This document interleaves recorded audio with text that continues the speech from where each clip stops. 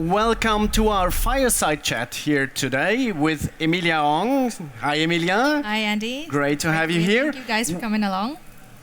We're going to talk about how can NSPs seamlessly incorporate advertising within a subscription model in a way that enhances the digital experience, means does not upset the customer. So it's about advertising. We see now a full spectrum for the operators and NSPs. It's subscription full to full free models and anything in between. You mentioned the cookie apocalypse, when we prepare this, is near. This is scaring some people, but not necessarily. We're going to talk about that. And then the question is, how do we introduce advertising in the first place so that it takes into account the viewer experience, that it takes into account what the advertisers want, and it takes into account, of course, what the NSPs want. Now, we will look at some strategies, how to get there, what is important, how to get started, what questions you have to ask yourself as an NSP to get there. My name is Andy Waltenspiel, and I'm excited to be moderating this fireside chat here with Emilia. Emilia Ong is CRO of Hoppr from Australia. In a previous life, she was at Google managing media publishing and advertising, so she knows what advertisers want. Great to have you here, Emilia. Thank you, Just Andy. give a few words of introduction yourself about you and Hoppr. Absolutely. Thank you guys for coming along. So my name is Emilia. I am Chief Revenue Officer at Hoppr. And Hoppr basically is a company that enables a turnkey monetization service for network service providers. So we identified, over, like Andy mentioned, I spent over 10 years at Google and also spent a lot of time in the telco world. And one of the things that we saw was a gap in looking at the sort of mix between those two industries. Is there is a real need within the advertising world for the types of formats that they're wanting to buy on TV that's not available today. And from the sort of telco NSP perspective, they have really a giant percentage of the things that advertisers need, but the supply wasn't just coming to market. So the Hoppr solution bridges these two very disparate industries in a very simple way. So that's essentially kind of what we've built at Hoppr. And as Andy said, I spent close to 10 years at Google. I was there when we incorporated YouTube, when we brought Android on board, and I think there's a lot of learnings from those industry changes that are happening now on TV, and there are lots of strategies to manage those changes that we can apply in this industry today, that we can learn from those evolutions. Perfect. So we're going to tackle several of the stuff that you offer as a service, as a managed service. But let's start setting the scene. So why are we talking about advertising in subscription services at all? Is it just I want to increase ARPU and this is low-hanging fruit?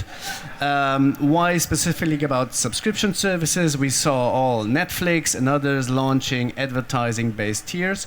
So maybe from the start, where is the appetite for advertising coming from now? So I think, depending on who you ask, you get very vastly different reasons as to why advertising is being introduced, right?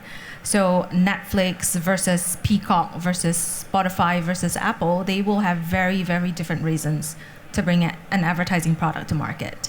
And I think even with the operators that we're speaking to, each single operator has a very different use case and a different reason for driving this. In all the consulting work that we're doing and in all the solutions that we roll out, I think the most important thing is if we look at Hoppr, we look at everything through the lens of the user experience. And so if we use that lens and in that context, think about how we bring advertising to market within that context, then, there are two key things that need to be considered, and that's value and a a good user experience, an overall user experience. And if we keep those two things in mind, then if that becomes the central principle of how you bring advertising to market, so then when you say value, it's value for me as the viewer. How could I think about the value? So I watch an ad typically, if it's a boring ad and non-targeted, I might be bored. So I pay for the subscription service, and now on top of it, I have to watch ads. So where is the value for me? So I think that, like I said, there's different strategies. I think one of the strategies that we're seeing that Hulu is doing and Spotify is doing and what Netflix is taking to market at the moment is to give the user an opportunity to choose the tier at which they want to, like we're seeing that there's so much content being pulled into silos, right? Like Disney's pulled their entire catalog into their own silo now. You can't buy it without taking that entire catalog. And so users are now having to subscribe to 10 different services to be able to watch one or two shows in each that they're interested in. Mm-hmm. I mean, with the financial economic pressures that we're seeing in the world today, that's just not a viable option going forward. Like, I started off with like 3 OTT subscriptions. I'm now up to like 7 or 8 because my son decides he wants to watch these 3 shows on this one, and my daughter is like absolutely needs to watch that show on that. And there comes a point where you're gonna have to pick and choose. Are you gonna take them all and only watch 1 or 2 shows here, or maybe there's a better way to keep that engagement going and to keep that user interested and to potentially upsell them later on by offering a better understanding of the value exchange for them with an ad-supported tier. Okay. So if I'm an NSP and I made the decision, yes, I want to do advertising, what are the things I need to think about and care about? So, like I mentioned, we have worked with a number of operators, and there are many, many ways to bring advertising into a subscription service, and they are not all equal, right? There are good ways and less good ways, let's put it that way. Okay. And I think, the sort of typical experience is we're gonna replace an existing ad with a more targeted ad. Mm-hmm. That's great, but that's not really likely to elevate the user experience, right? If I'm watching TV and I'm seeing an ad today, and tomorrow I'm seeing an ad that's a little bit more relevant to me, okay, but that's not gonna change my life. It's gonna not make my experience a whole lot better. Yep. And again, it ties back to those 2 things that I talked about. If we use the principles, and that's how we think about it when we think about how we introduce an advertising service, is the 2 key principles: value, user experience. If I'm just replacing an ad with another ad, okay, do I really increase a ton of value, or do I really improve the user experience a lot? It's not like a huge change, right? So one of the key things I think we always focus on is, like I mentioned, user experience is really key. If we look at, and this is a very common theme now, a lot of operators are looking at that. How do we improve and engage the user in a very personalized way? Mm-hmm. And we've seen a lot of studies that show that users respond better, stickiness increases when they are given relevant content recommendations. So relevant content basically means better user experience. Now, I guess the slight sort of incremental thinking around that is we're starting to also see feedback from the market that relevant product and content recommendations are often viewed as interchangeable. Mm-hmm. I just want to give an example of, look, over the summer, I took my kids for a holiday and we were going to go to Venice. And I said to my son and my daughter, you each get a day. You get 1 day each, you plan what you want to do for the day, you're in charge. And immediately my daughter went, the first thing she did, she pulled out her phone, she looked at TikTok, and she put in Venice fun things to do. And one of the things she was scrolling through, she saw a reel, and it was about this glass blowing factory or something and all the cute little glass animals that she could get. So she put that on the list, and then I don't know, my daughter loves sweets. She just loves cake shops. She saw some reel about somebody visiting this like super fancy pink, everything was pink, cake shop, and she was like, I want to go to that cake shop. She looked it up, and then she saw another reel from the cake shop, like, you know, promoting the cakes. But in her mind, it was the same thing. She came to me with this list, and she was like, I want to go to this, I want to go to this, and she showed me the reels. And half the reels she showed me were recommended by people, and half the reels were actually reels made by the shops. But in her mind, it was the same thing. So when she wanted the information and she got the information, she viewed that as content that she got. Relevant content that she got, and it didn't matter that it was a product placement or product recommendation versus a content recommendation. Okay, so that's the value for the user in a nice user experience. What about the value for the advertisers? I mean, we all know that the telcos and the NSPs have a huge inventory. And often what I hear from them is that, yeah, but we don't know how to monetize it because we haven't done it so far. Yes. So how do they build something that is relevant for the advertisers? And I think that's you know, I think that's kind of where we feel that we add value to a lot of our partners. It is if you haven't built a media business, I think in the early days of like bringing advertising onto TV, there were, you know, operators out there that decided, okay, we're going to implement this technology, we're going to plug it into the programmatic world, and the money's just going to flow. It doesn't happen like that. It didn't happen like that at Google. It didn't happen like that at Facebook. It's certainly never not going to happen like that in this industry. Right, bringing a new ad product out to market requires an understanding of what the advertisers want to buy. It requires an understanding of how the product mix ties in with the overall media plan around web and around mobile, and it has to come with a common measurement across the stack. So, I think one of the key things to consider when thinking about bringing an advertising product to market is figure out what it is, how you package it, how you manage yield, how do you differentiate against and compare the performance of the product against everything else that they can buy in the market, then decide the technology that you're going to use to implement these products. Okay. So again, back to subscription services. We have some other industries that were faster. You mentioned Spotify, for example. What are some of the learnings that these guys made that we can transfer to the NSPs in the video and telco industry? I think there's definitely, like I said, there's the whole measurement piece, the whole targeting is super important, but beyond targeting, the ability to be able to measure and track and provide that input back into a way that advertisers know how to buy and already part of their plan is going to be critical to delivering a product into market. Okay. So I know it sounds really sort of, broad and flaky, but what I guess I'm trying to convey is there are certain ways that digital advertisers are currently buying already, and there are certain metrics and certain measurements that they're expecting. Mm-hmm.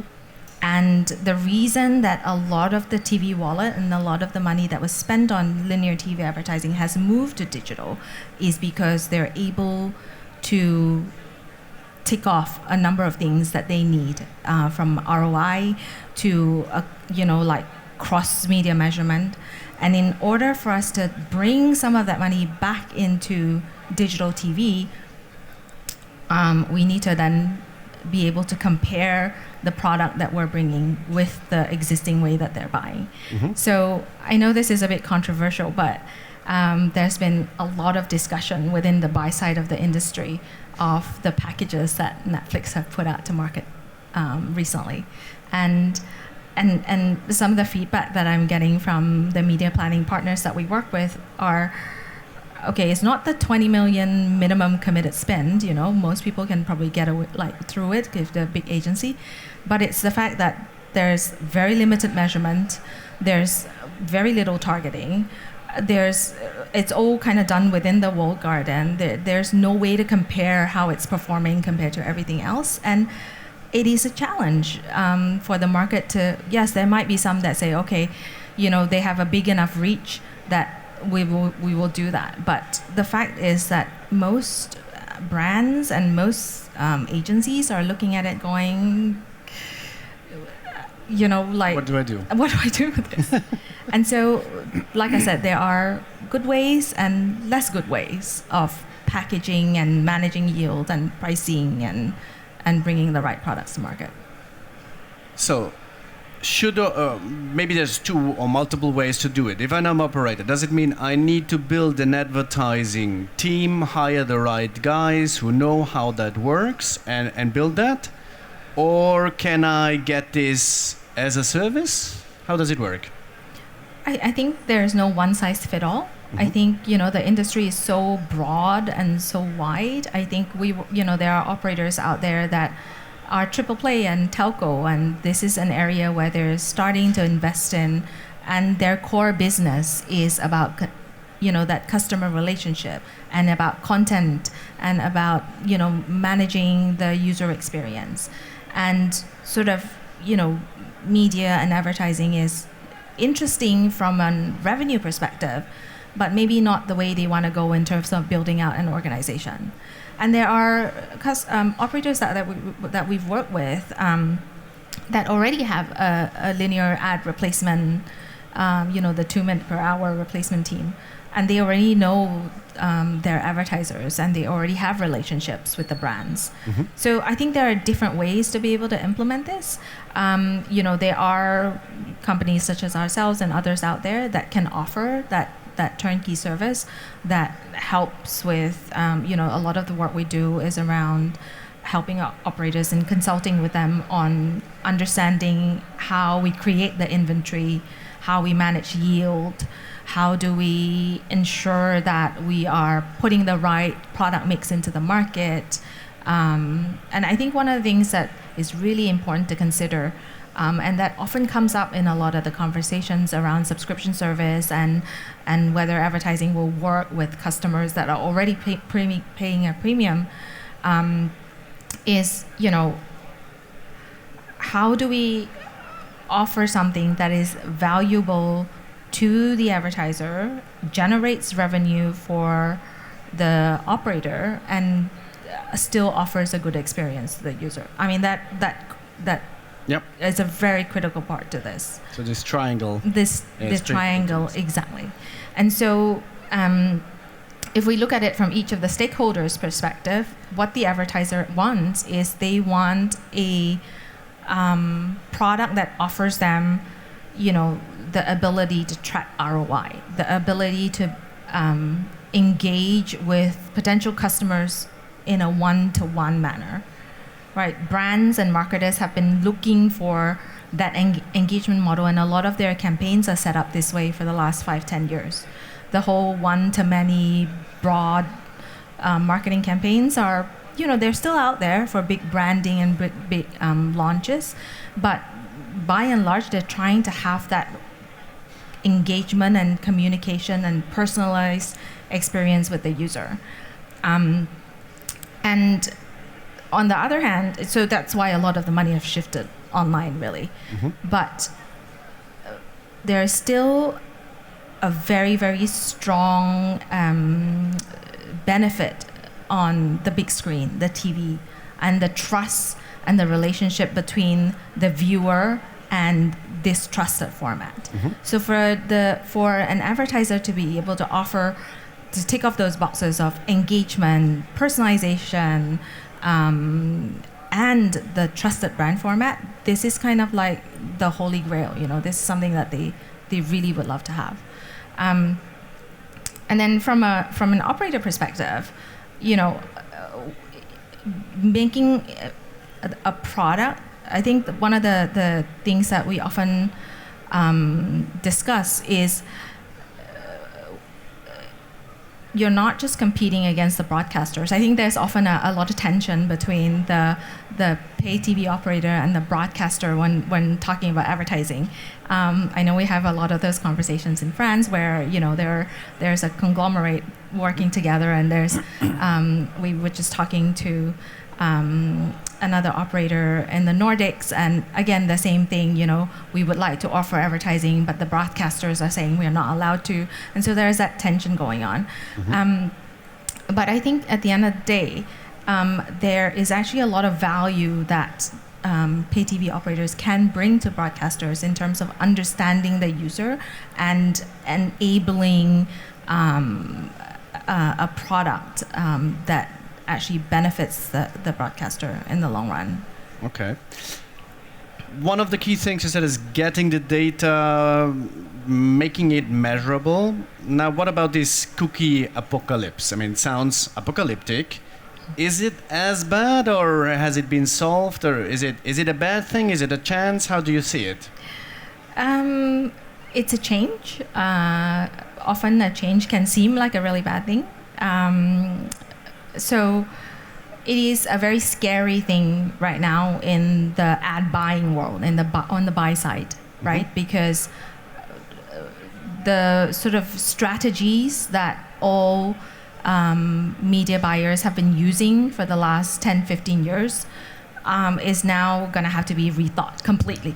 Okay. Right? Because the main way that brands have been able to find their customers and connect with their customers and follow their customers is through third-party cookies.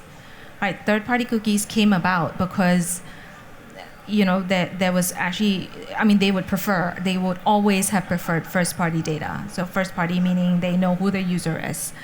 But they weren't able to get that at scale, so third-party cookies came along as a way to help manage that in a way that approximate to the information that brands wanted in a very scaled way. Now, Apple's already taken that away. And I know for a fact that Facebook advertising dollars have kind of tipped significantly because brands are no longer able to carve out audiences within the Facebook network by using third-party cookies. So they need an alternative. Now, there's many ways they can go about it. They can go and start working with like little groups. The problem in the whole buy industry is there's always two things, right? It's reach and frequency. And that's the key thing. And reach means scale. And having to go to 100 different places to be able to find your users is not really a solution that is feasible for most brands. As the telco, you already have scale in your markets. And as much as people talk about global advertising, that's not how advertising is bought. It is still bought, some regional buys, but a lot of local buys. When I say local, I mean in-country buys. And so having the, scale in your market and access to already a number of households in your market gives you immediately that offering that you can bring to the market to solve the third-party cookie problem. So do I hear you say that since telcos, NSPs have a lot of first-party data, they know the user, are they actually in a good position or in a better position than before? Absolutely. I think this is a real opportunity and a real opportunity to build a completely new revenue stream from data that you already have today. And to be able to, directly bring revenue into the bottom line without having to, build out and redo a brand new architecture. Okay, so we got 5 minutes. Let's maybe wrap it up. So the way I understood it, not all advertising is equal. I need to cover the triangle, the customer, the operator, the buyers, and the opportunity is now, right? What do I have forgotten? What else? Just Key takeaways. Yeah, I think you hit the nail on the head. I think there is, if you're thinking about advertising as a revenue stream within your service, there are different ways to introduce advertising. Having the right mix is important because there's no point putting ad spots in the market if nobody wants to buy it. So understanding that media mix, super important.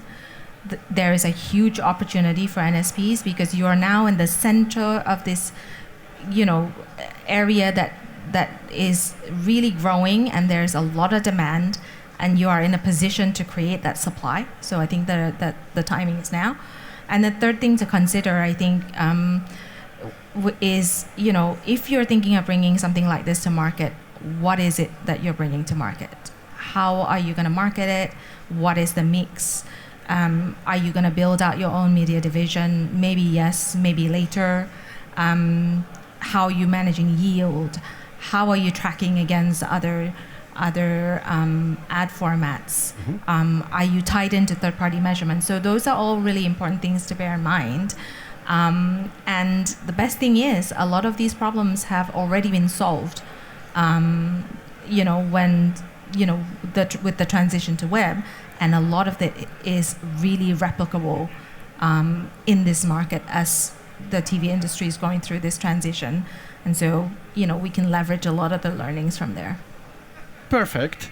So, do we have any questions from the audience? Just raise your hand. We're going to bring you a microphone. So we have a question here on the left front row, gentlemen. Please say your name and your company and the question. I'm Roberto Sonnabend. We have a company that does virtual advertising on live sport events. Okay. We also do on and off some virtual product placement within scenes of TV series or novellas. I have two questions. The first one is, I still don't understand what your company does. Are you a sort of broker of these kind of services? What is it that your company does? I can absolutely talk about that a little bit more.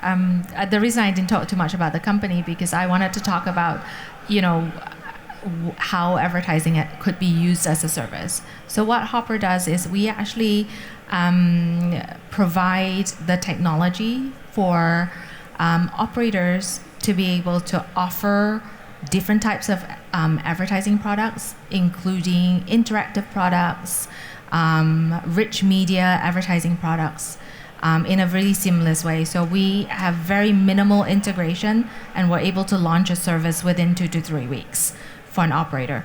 We actually offer a full turnkey service. So we provide the technology to enable advertising. We also have the entire buy-side stack. So we actually can create audiences, create the inventory. So it's a full managed service that allows operators to monetize in as quickly as 3 to 4 weeks. Where is it you're based? We're based in Australia, but we've got people around, we've got teams in Asia and Europe. We're not neighbors, we're based in Mexico. Yeah, we were spending a fair bit of time with a couple of the big Mexican operators, so I'd love to have a chat with you about them. So you find Emilia here, they have a little suite, a balcony suite number 9, so maybe go find time and come have a look at the demo. Yeah, chat. We'll be there. Absolutely. Perfect. Thank you very much. Thank you. Thanks for your question. Any other question? Anyone? No? If not, then Emilia, thank you very much. Thank you, Andy. Great chat. Thank you guys for coming along. Appreciate it.